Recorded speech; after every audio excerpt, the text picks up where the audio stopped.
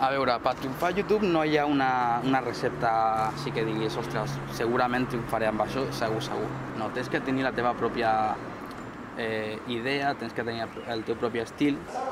Jo crec que la primera clau, que és bàsica, ja l'he dita, que és la de passar-t'ho bé. La segona, crec que és la de no tindre por a començar. Tenir una constància i, sobretot, paciència. Aprendre a equivocar-te, sobretot, no deixar de passar-t'ho bé.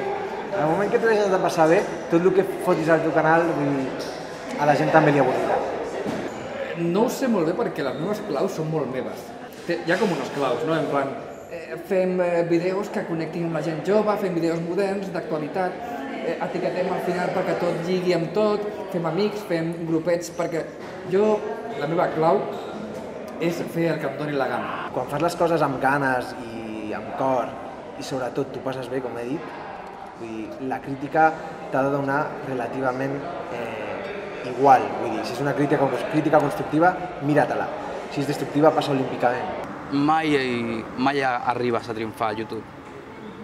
Si dius, ostres, jo em sento que he triomfat amb 2 subscriptors, perfecte. Jo quan faig un vídeo penso en que ho veurà una persona. I penso que hi ha una persona, perquè al final és una persona el que ho veu. I m'agrada pensar, vull fer riure a una persona i així ja estarà bé. Que al cap i a la fi el valent és el qui s'arrisca i intentar fer alguna cosa diferent.